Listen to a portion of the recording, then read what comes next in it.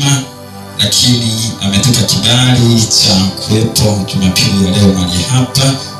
Na kwa majina yangu ninaitwa Geoffrey John, ninatumikia katika visiwa vya Zanzibar, lakini pia ni mtoto mahali hapa, manake nimetokea hapa wakati naelekea Zanzibar na nimeabudu hapa kipindi chote nilichokuwa naishi Dar.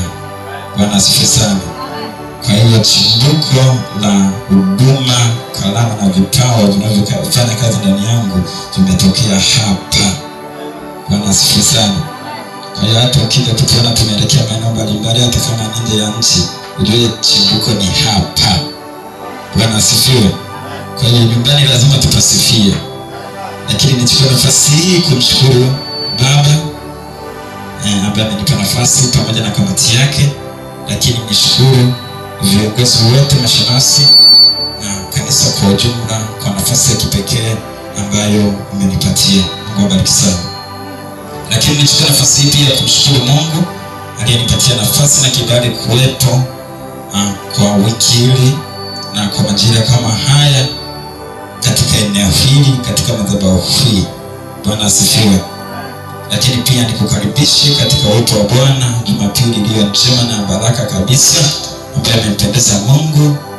Na twende sasa moja kwa moja kwenye somo, na leo tukiwa tuna kitu cha kujifunza na ni shule ya Biblia. Bwana asifiwe sana. Kwa hiyo tunapenda kujifunza. Weka vizuri ratiba zako na weka vizuri daftari lako, peni. Nadhani mwanafunzi mzuri ni yule anayetembea na vifaa vyote akiwa amekamilika, au mkulima mzuri ni yule ambaye anakuwa na vifaa vya kuendea shambani. Kwa hiyo ninaamini hata wewe mwanafunzi wa Yesu kuna vifaa umekuja navyo kwa ajili ya kufanyia kazi. Na sifa ya mwanafunzi lazima tuone akiwa anavitendea kazi. Na siku zilizopita, Ijumaa, Jumamosi, tuligusia kwa haraka swala la maombi. Lakini eneo la maombi tuliangalia katika muktadha wa maeneo tofauti. Na nikupe pole wewe ambaye haukuwepo. Wenda ni changamoto kulingana na majukumu tulionayo. Wenda ni changamoto katika maeneo mbalimbali, lakini nikupe pole kwa sababu kuna vitu nilikosa. Kwa hiyo hata leo ninaweza nisipitie sana huko, lakini tukaendelea tulikoishia. Na tuliangalia siku ya Ijumaa, tukaangalia maombi na tukaanza na topic ya kwamba jinsi tunavyoomba vizuri, lakini sisi tukaenda moja kwa moja katika somo na tukiangazia faida za mtu ambaye ni muombaji au faida za kuomba. Tukagusia pale na tukasummarize kwa ufupi, sio kwa undani, kwa sababu ulikuwa ni wakati wa kuhubiri, sio kufundisha. Na kulingana na muda wangu nisije nikapitiliza. Najua saa nyingine kiwa hapa mbele unakuwa unaona kama umetumia dakika 2 kumbe zishafika dakika 20. Bwana asifiwe sana. Lakini naamini nitatumia muda vizuri bila kukuchosha na bila kukuhangaisha sana. Okay, ndio niruhusu. Na tuliangalia swala la maombi kwa mfumo fulani au muundo fulani, na tukagusia namna maombi yanavyokuwa na faida hasa kwa muombaji. Na tukaangalia kwamba swala lolote tunalolifanya sisi leo maana yake lina matokeo, lina majibu na tunasema lina kitu ndani yake ambacho kinakuja kuizalisha kesho yako. Maana yake maombi sisi tunayofanya au nizungumzie maombi tuliyokuwa nayo, maana yake tunakuwa tunaiandaa kesho yetu. Ukiona mtu umechelewa katika kuiandaa kesho yako, maana yake kesho yako haitakuwa bora kama vile unavyotarajia. Kwa sababu sisi hatuishi kwa sababu ya jana, tunaishi kwa sababu ya leo ambayo tunatarajia tuletee matokeo makubwa zaidi ya tulivyoishi leo. Lakini katika yote hayo tunakuwa tunaona ya kwamba ili kesho yetu iwe bora zaidi, maana yake ni sisi kudumu katika kuomba, kwa sababu swala ambalo tuliona linamsaidia mtu kwenda kwenye matokeo makubwa zaidi, tuliona moja wapo ni maombi.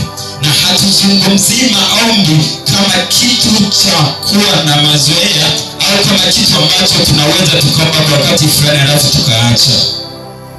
Tunapozungumzia swala la maombi kuleta matokeo, na tuligusia Zaburi ya 145:18, tukasema ni kweli waombaji ni wengi na Bwana yupo karibu na wote hao, lakini Mungu anawajibu wale ambao wanamuomba kwa uaminifu. Maanake swala la kuomba sio issue. Unaweza ukaomba leo alafu tukakutana tena Jumapili, alafu yupo ambaye anaomba leo, kesho Jumanne na kila siku, na amejiwekea aidha hata ratiba ya kuomba mara 2 kwa siku. Huyo mtu hamwezi kufanana ikiwa yule anayeomba Jumapili mpaka Jumapili na yule anayeomba kila siku, alafu yote mkao kwenye hatua moja. Bwana asifiwe sana. Maana hatua yako ya kusonga mbele inaambatanishwa na vile unavyoomba, lakini na vile ambavyo unakuwa mwaminifu katika ile hali ya maombi. Sindio?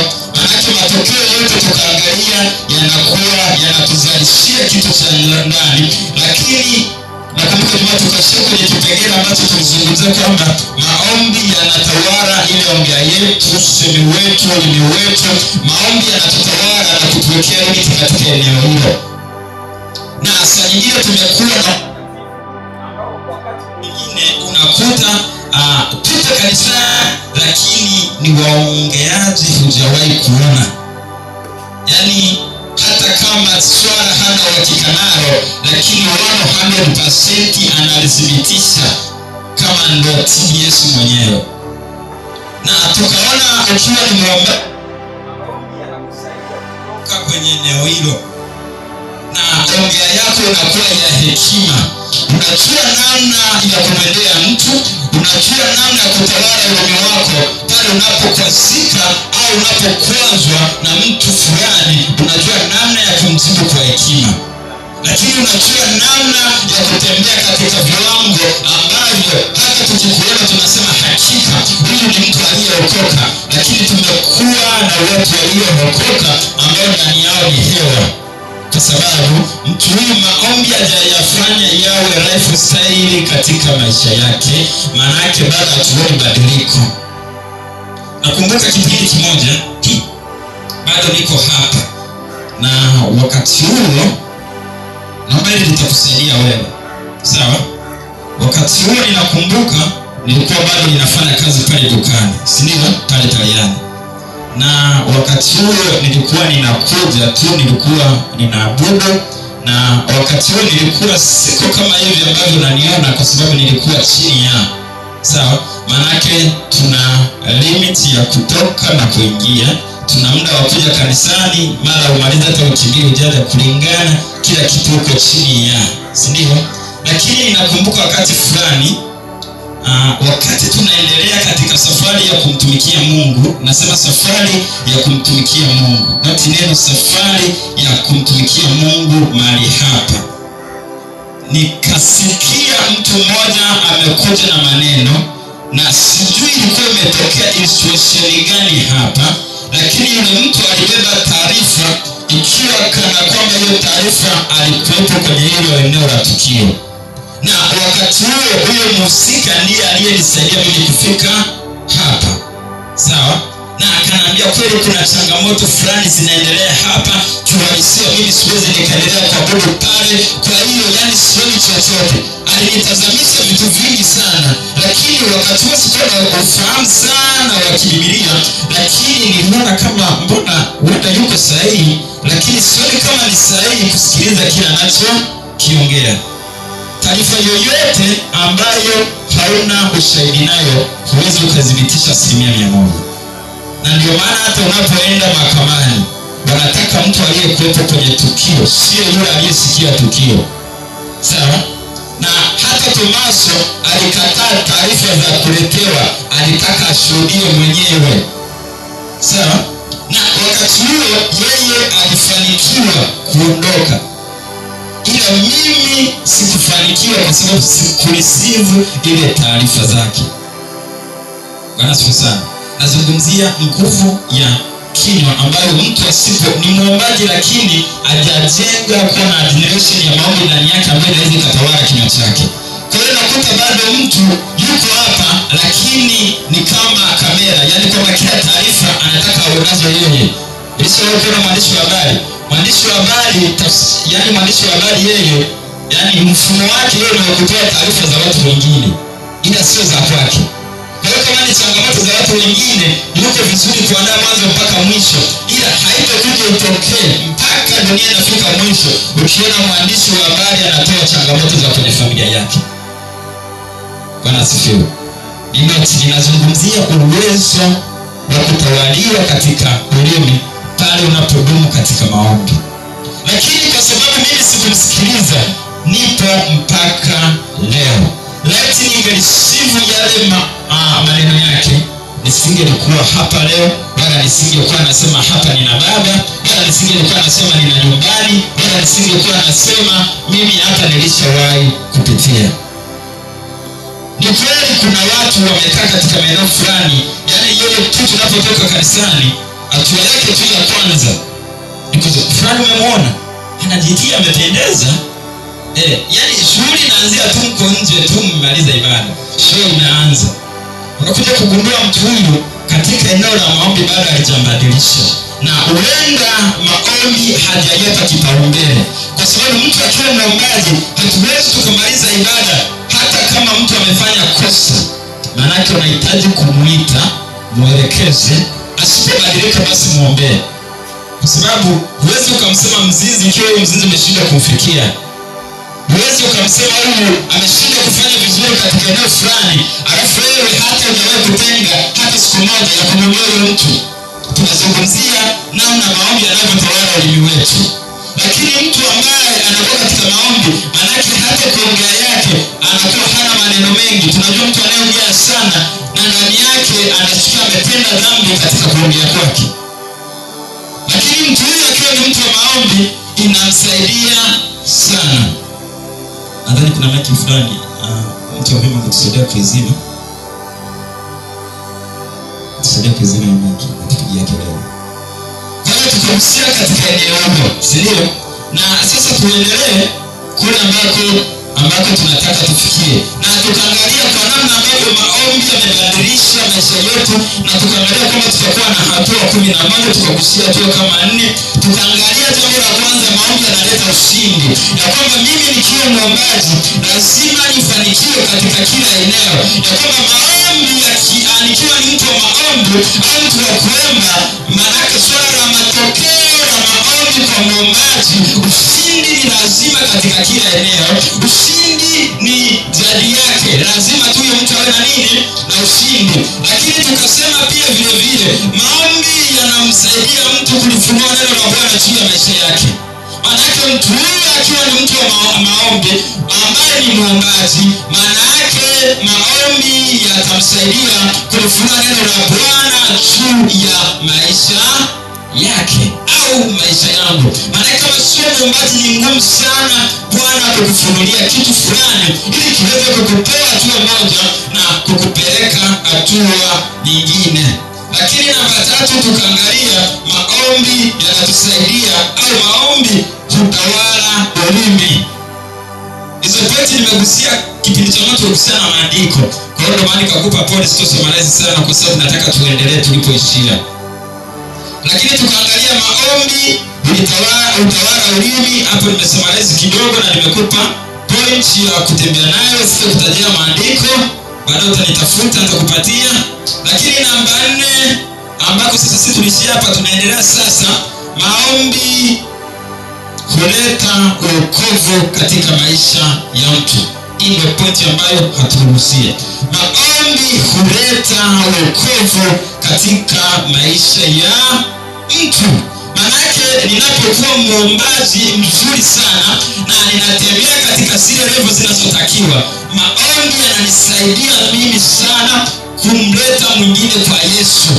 Sijawahi kuona mtu sio mwombaji akafanya kazi ya ushuhudiaji kwa watu wengine, kwa sababu ili ukawafikie watu, ili ukamfikie mtu wa aina yote ile, lazima uwe ni mwombaji na lazima Mungu awe pamoja na wewe. Na Mungu hawezi kuwa karibu na wewe kama sio mwombaji. Mungu anakuwa karibu na sisi wenyewe tunajenga ukaribu, anaona tunavyokuwa na Mungu. Na kwa ambavyo tunaomba kila wakati, kila sana, kila dakika. Na ndio maana hata Danieli, katika unaposoma Danieli vizuri, unakuja kugundua Danieli anakuwa na performance nzuri zaidi katika swala lake la maombi, baada ya kuamua kutenga muda mzuri wa kuomba mara 3 kwa siku, na ndivyo alipoona matokeo. Na alikuwa na ukaribu na Mungu sio kwa wa kawaida. Bwana sifa sana. Lakini tunakuja kuona ya kwamba mimi nikihitaji watu fulani wafanikiwe katika level ya kutoka chini walipo na kuja eneo fulani, maana yake ni mimi kudumu katika kuomba, kwa sababu Roho Mtakatifu anakuja ndani ya mtu baada ya kuwa ni muombaji.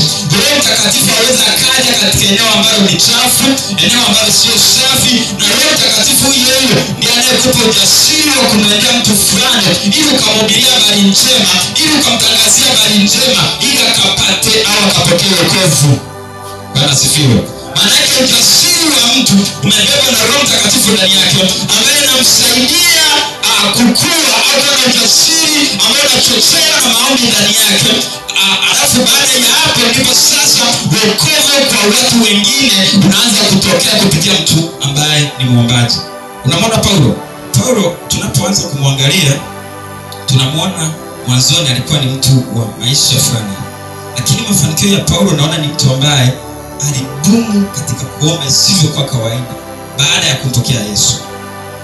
Na tunaona matokeo, akapewa nafasi ya kufikia mataifa, watu wa mataifa ambao yani hawakuwa kabisa katika eneo ambalo hata watu walidhania tutakuja kufikiwa mpaka sisi. Kwa sababu gani? Mtume Paulo alisimama katika eneo la maombi, na katika nyaraka zake zote Mtume Paulo amehamasisha swala la kuomba kuliko kitu chochote. Kwa nini? Kwa sababu swala la kuomba lipo katika nini? Lipo katika Biblia, na ni mwongozo wa Yesu mwenyewe. Anatuambia tuombe. Bwana asifiwe sana. Kwa hiyo ukiona umekwepa swala la maombi yanatangazwa hapa, alafu unasema nitakuja siku ya mwisho, wewe kiuhalisia unatupotezea uwepo wa Mungu ndani ya kanisa. Kwa sababu katikati yetu akiwepo mtenda dhambi mmoja, ni rahisi kupoteza uwepo wa Mungu. Lakini tukiwa sote tumezama katika uwepo, kama tunavyolitazama kanisa la Matendo ya Mitume, Biblia inatuambia sura 6 na kuendelea, kanisa la Matendo ya Mitume lilizama na lidumu katika sala na maombi, huku likimtafuta Mungu na Mungu akijidhihirisha, lakini kanisa hilo likipendwa na watu pamoja na Mungu. Lakini kupitia maombi kanisa likaendelea kukua, na kanisa likaendelea kuwa na matawi mengine na mengine katika kile eneo, kwa sababu kanisa hili lilidumu katika eneo la nini? Maombi. Kwa hiyo ukiona kanisa limeacha eneo la maombi, kanisa haliwezi likawa na matokeo, kwa sababu kanisa lazima lizae kanisa, mchungaji lazima azae mchungaji, mwinjilisti lazima azae mwinjilisti, mtu yeyote kama ni mwimbaji lazima uzae mwimbaji mwenzako, kama ni praise lazima uzae mwana praise mwenzako. Ya kwamba swala la maombi lazima likusaidie kuwa na matunda. Bwana asifiwe sana. Kwa hiyo maana yake tukesa ya matunda, maana yake swala la kuzaa usahau katika maisha yako.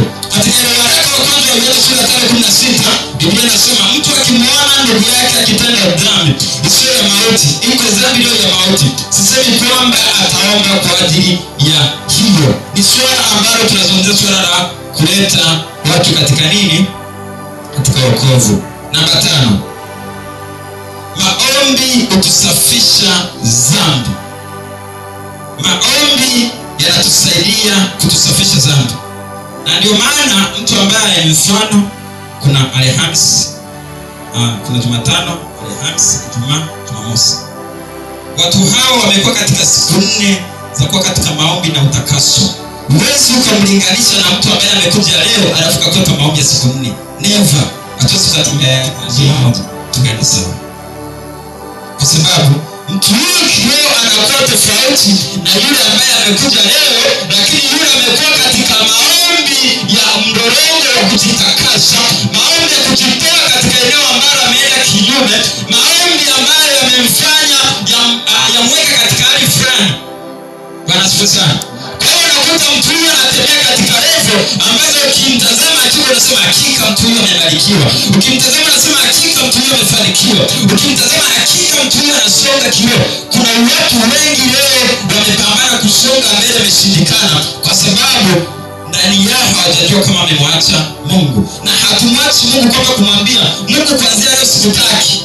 Tunamwacha Mungu baada ya kuacha kuomba, kwa sababu karibu yetu sisi na Mungu unazirishwa kwa njia ya maombi peke yake. Bwana asifiwe sana.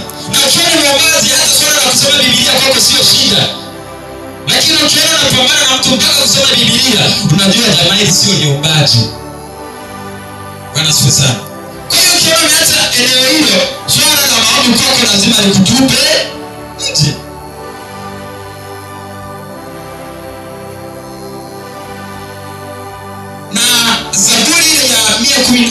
Zaburi ya 19 katika pointi ya kwamba maombi yanatusaidia au maombi tusafisha dhambi. Zaburi ya 19:12 hadi 13, Biblia inasema, ni nani awezaye kuyatambua makosa yake?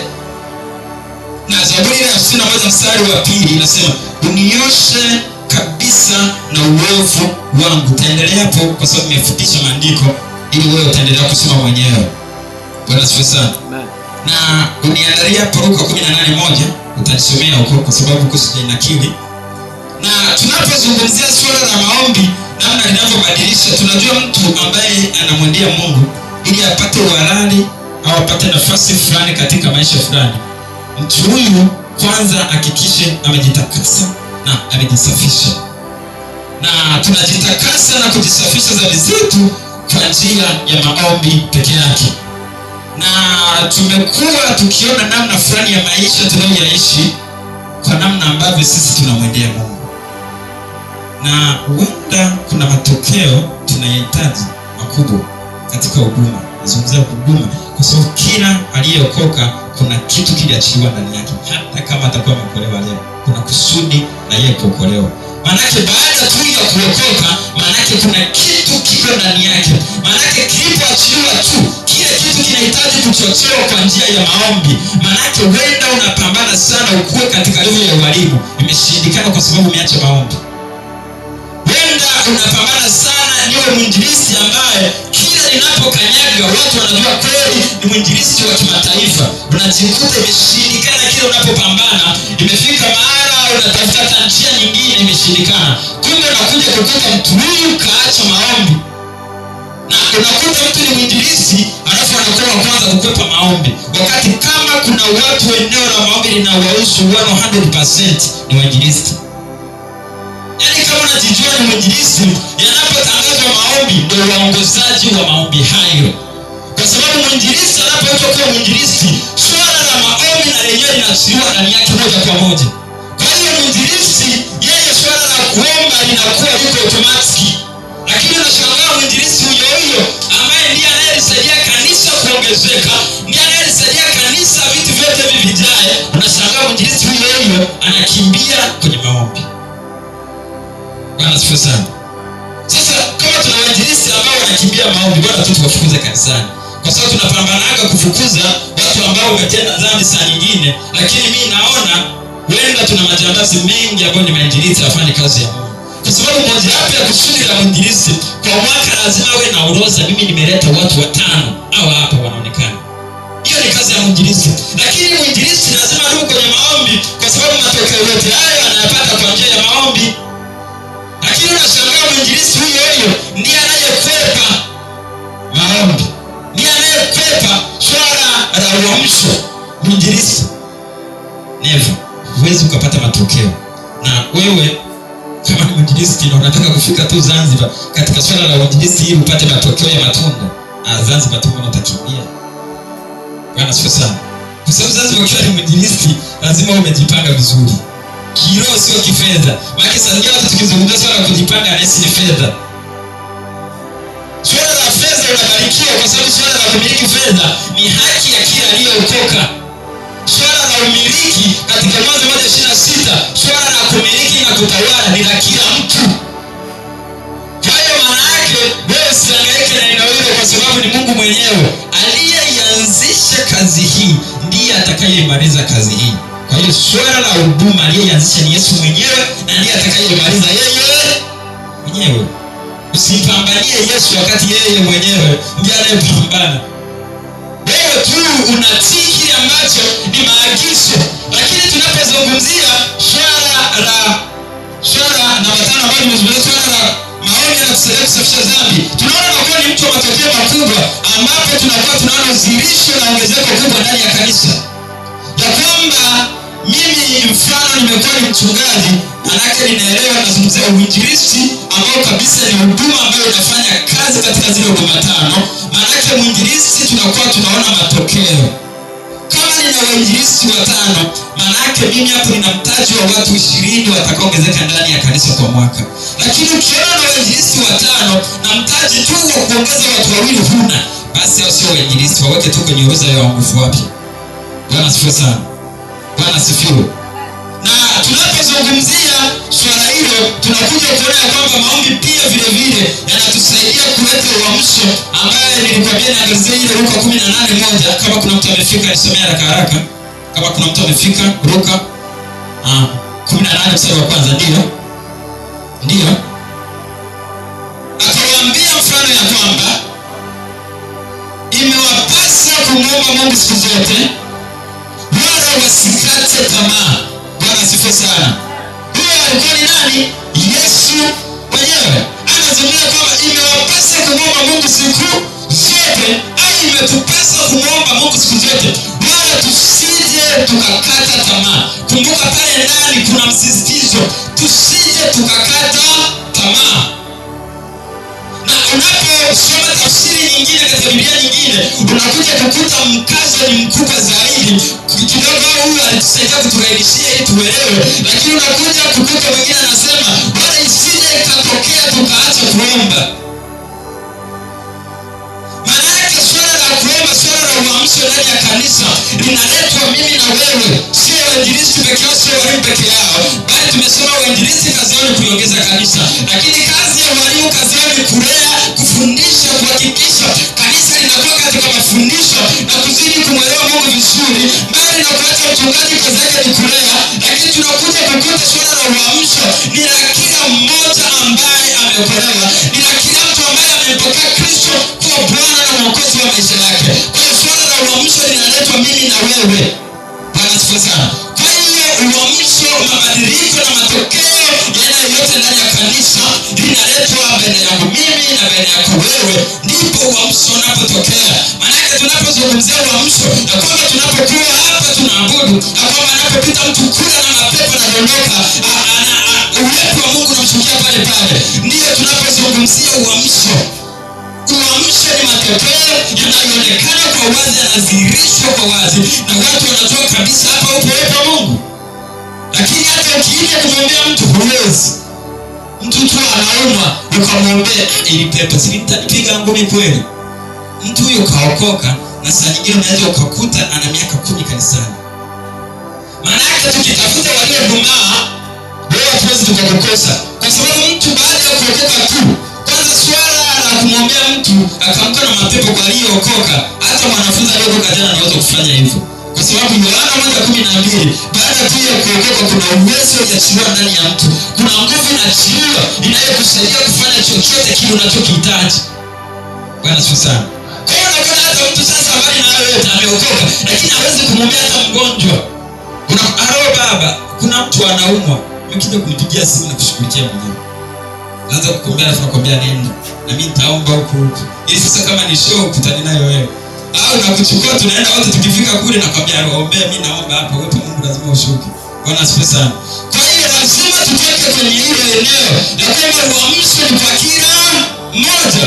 Lazima uhakikishe ya kwamba tunapozungumzia uamsho sio swala la kidhehebu wala sio swala la eneo fulani. Swala la uamsho ni makusudi na mapenzi ya Yesu, kwamba uamsho uwepo kwa kila mtu na kwa kanisa, kwa sababu kanisa kusudi lake namba moja ni kuhakikisha watu wa mataifa wanaletwa ndani ya sisi.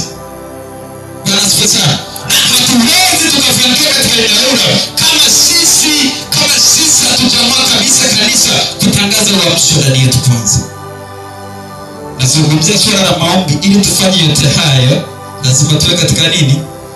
Maombi. Bwana asifiwe sana. Unajua kuna wakati unaweza ukataka vitu fulani, lakini hauwezi kufanikiwa, kwa sababu vitu hivi vyote vitakuja kwa njia nini? Kwa njia ya maombi. Ulishawahi kuona mtu anataka anunue gari, lakini bajeti yake unakuta sasa ni 90,000. 90,000 inaweza kununua gari kweli? Bwana asifiwe sana. wewe 90 unavyoiangalia itakuja kununua gari gani? Yaani unakaa hapo unasema mimi natamani Mungu anibariki ninunue gari, lakini kwenye akaunti yako ya benki ipo 90. Maana yake wewe huwezi ukalipata gari, utaishia tu kulitamani tu.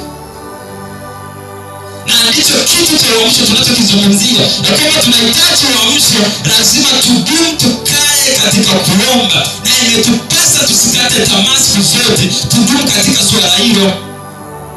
Bwana asifiwe sana. Twende sasa pointi nyingine tukaangalia hapo. Twende pointi nyingine. Namba 6. Maombi huwatia nguvu watumishi. Kila mmoja aliyoko mahali hapa ni mtumishi wa Bwana. Bwana asifiwe sana. Maombi yanatia nguvu akina nani? Watumishi. Au yanamtia nguvu mtumishi. Bwana asifiwe sana. Maombi yanamtia nguvu nani? Mtumishi, si ndio? Sasa hebu tuangalie katika ile Isaya 40:13. Kama kuna mtu atakuwa amefika. Isaya 40 ule mstari wa 13 tuangalie katika eneo hilo. Na tunapozungumzia maombi mtia nguvu, nguvu inaweza kukufanyia maeneo, inaweza kukufanya ufanye kitu unachotaka kwa sababu na nguvu. Bwana asifiwe sana. Na tumefika ili tusome andiko fupi. Tumefika Isaya 40:13. Ndio.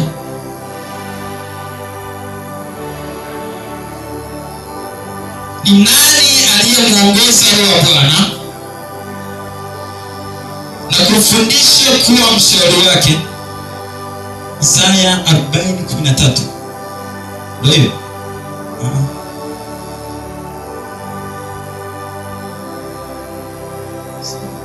Hebu nisome Zaburi 84:7. Zaburi 84 mstari wa 7. Alafu Isaya tarudia.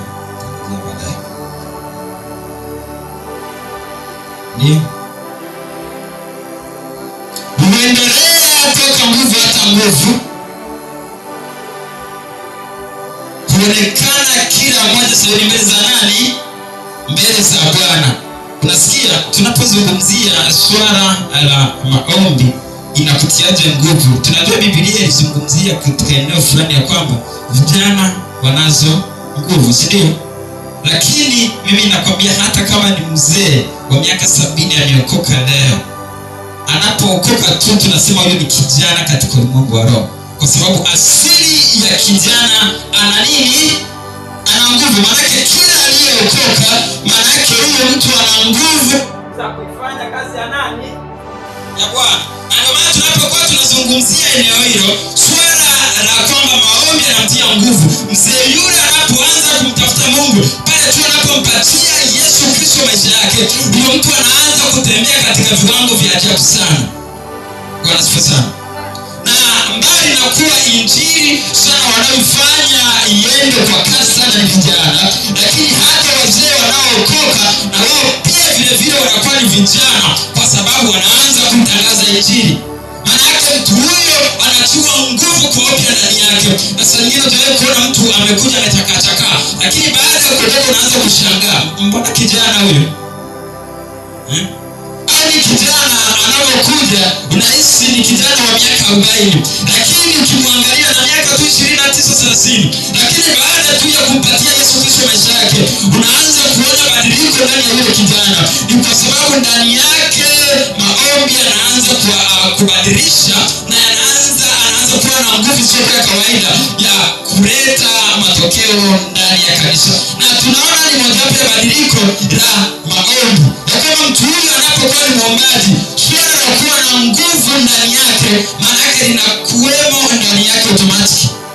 Bwana asifiwe sana. Maana yake tukihitaji nguvu za kiroho, nguvu za kumshinda adui, nguvu za kushinda kila mamlaka za kipepo, za majini katika ulimwengu wote ule ambao tunahitaji kushinda. Maana yake tunaona ya kwamba maombi yanatusaidia kututia nguvu. Ndio maana ikaandika kwamba maombi mojawapo ya faida yanamtia nguvu mtumishi wa Mungu, ya kwamba hata kama ninajisikia udhaifu katika mwili wangu, lakini ninapodumu katika maombi ninaona yanaanza kuninyanyua juu tena.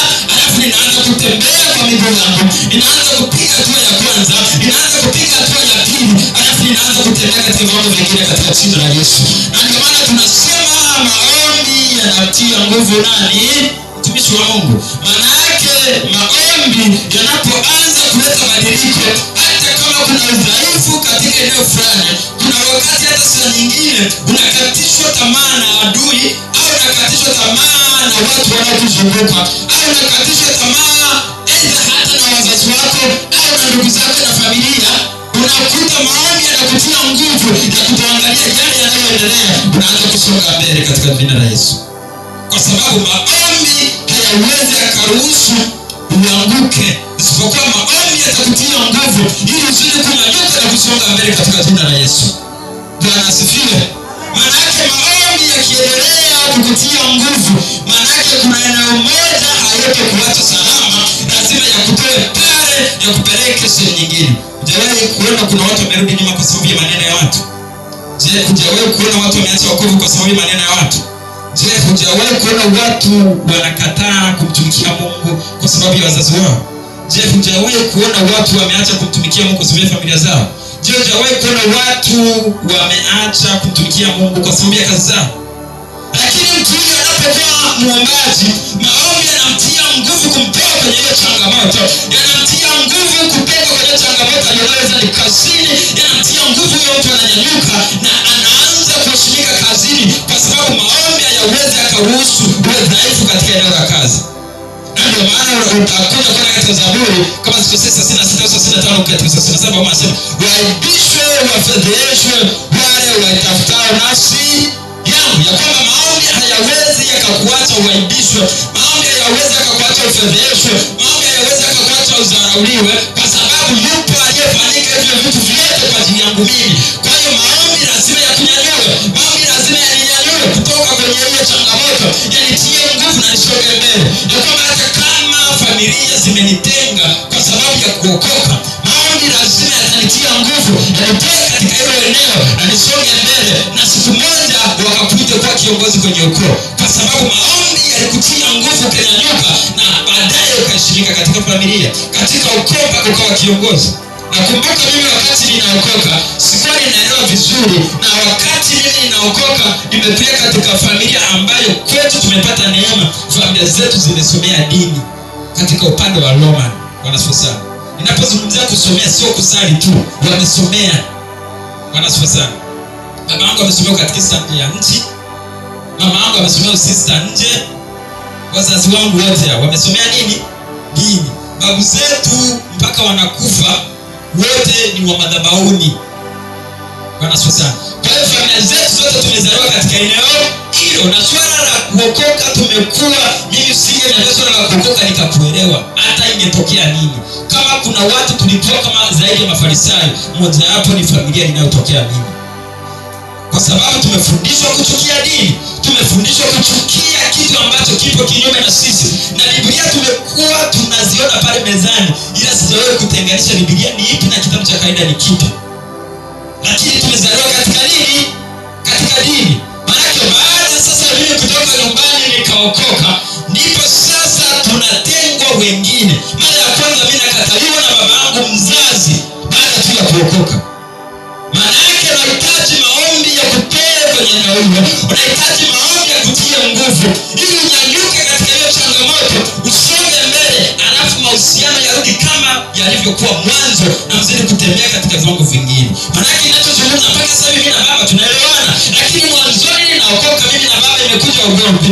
Baba amejaribu na ameenda mpaka polisi moja kwa moja kutaka kunifunga maisha nisionekane katika maisha yake, lakini imeshindikana kwa sababu maombi huwatia nguvu watumishi. Wanasifa sana. Maana yake usipokuwa ni muombaji unakuta kabisa umepotea. Nguvu hauna ya kukunyanyua hapo ulipo. Hauwezi ukanyanyua kilo 100 za mchele ikiwa nguvu ndani yako hazipo za kutosha. Lazima kama hauna nguvu, lazima udondoke pale pale. Wanasifa sana. Watu ambao wanabeba mizigo katika mashina, katika makontena, tunaona watu hao ndani yao wanakuwa na nguvu nguvu ndani yao. Ndicho tunachokizungumzia, ya kwamba hata kama unapitia changamoto, unatamani utoke lakini sio mwombaji, nakwambia ukweli, huwezi ukatoka. Bwana asifiwe. Bwana asifiwe. Kule Zanzibar wanakwambia wallahi huwezi ukafanikiwa. Kwa hiyo huwezi ukatoka kwenye changamoto hiyo. Hata kama unatamani kwamba familia yangu niione katika maisha fulani, Mungu aonekana, haiwezi katoka, kwa sababu umeacha maombi ambayo ndiyo yanayokutia nguvu kuinuka pale ulipo. Na saa nyingine ni kweli unamwona baba anaomba, unataka nyanyuke pale kitandani. Maombi, kama hujapokeza maombi ili amtie nguvu anyanyuke pale, hawezi akatoka. Na utakuwa unatamani baba awe na nguvu, utakuwa unatamani baba apone, lakini haiwezekani kwa sababu mtu huyu ameacha maombi. Na tutaendelea tu kuhamasishana kila siku, mtumishi mwombe baba yangu, mimi kuna nimeshindikana kitandani.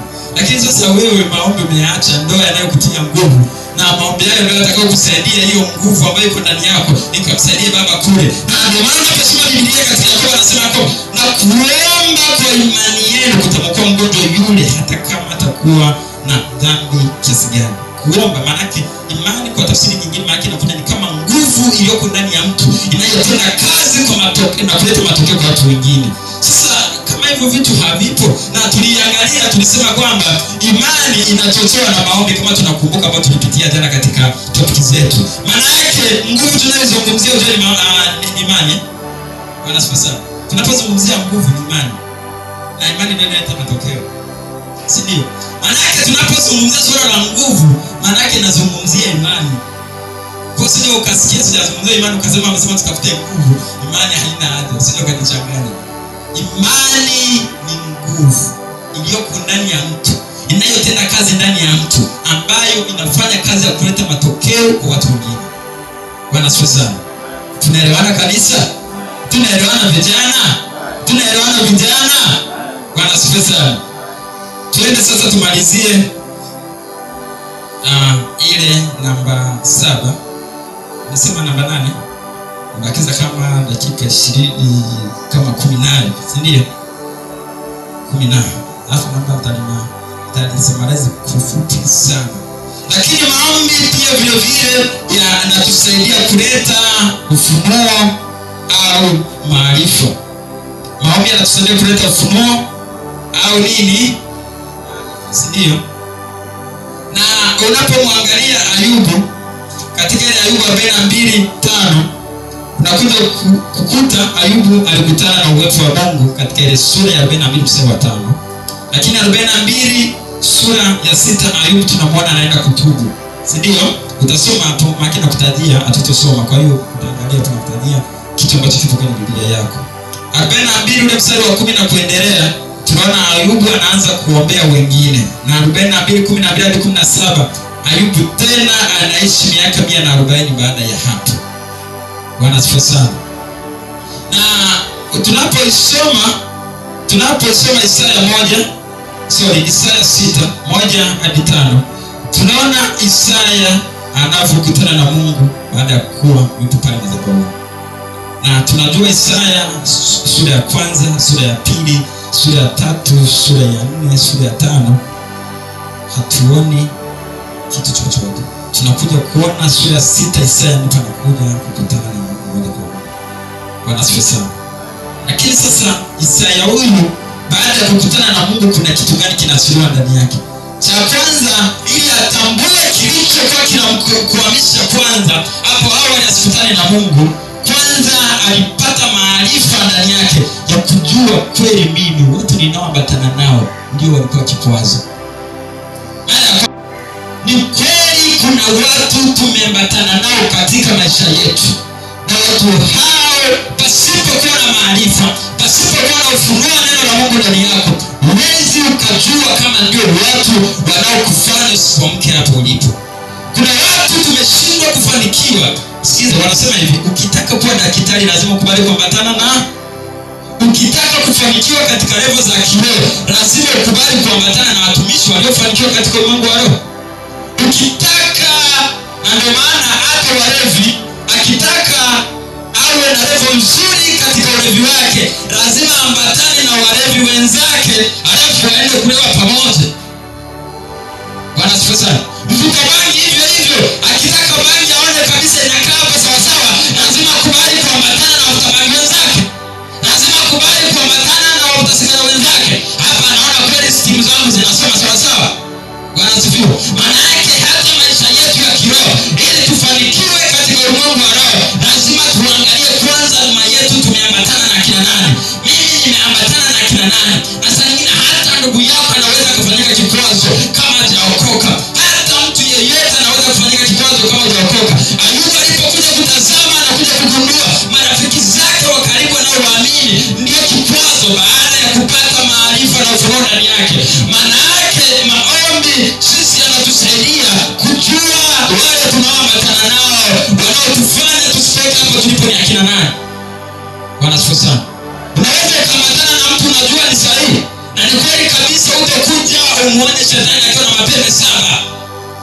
Maana yake shetani atatumia watu, na watu wao wewe usiwajue.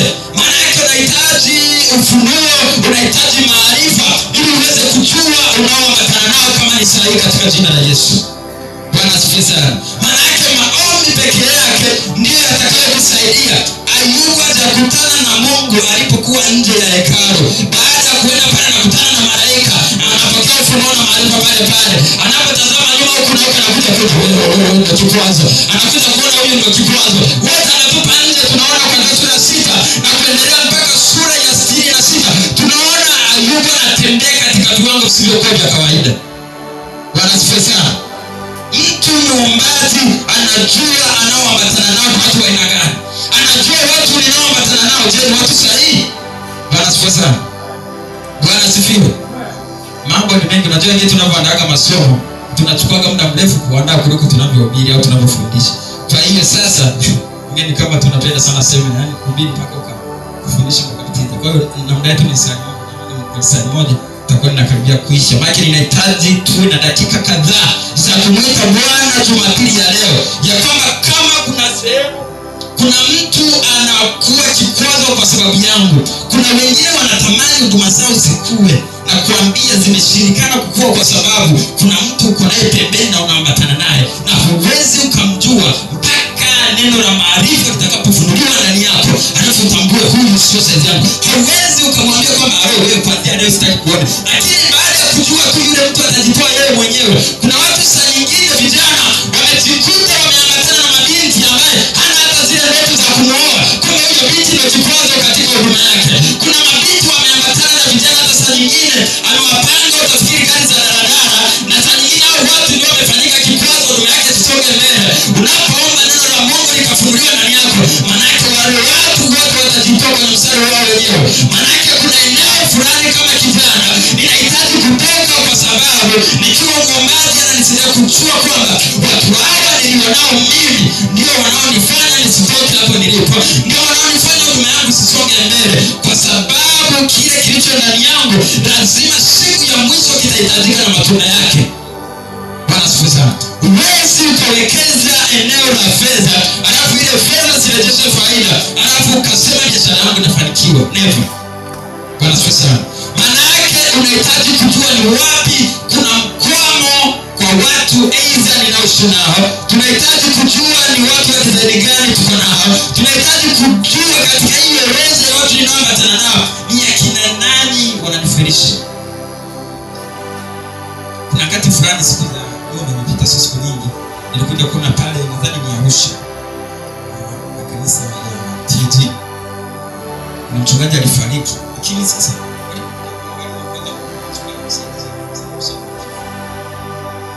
watu tunaoambatana, sio taarifa ambayo sasa kama ni taarifa ambayo inajulikana au taarifa ya kuhusu au taarifa inajulikana, lakini unakuja kujua kwa sababu mchungaji msaidizi anawepo na mchungaji kiongozi. Maana yake amemwamini 100% ya kwamba anafaa kusimama na kulea maono ambayo niko nayo. Wewe kujua badiliko lipo ndani yako, ni wale maadui zako ambao wewe wajui, ndio unaanza kujua kwamba kweli huyu ndani ya mtumishi huyu tunaona kitu. Wewe wakati unaanza kujua kama kuna badiliko, watu ndio wanakutambulisha kwamba kuna kitu tunakiona ndani ya huyu mtu. Kweli dada sio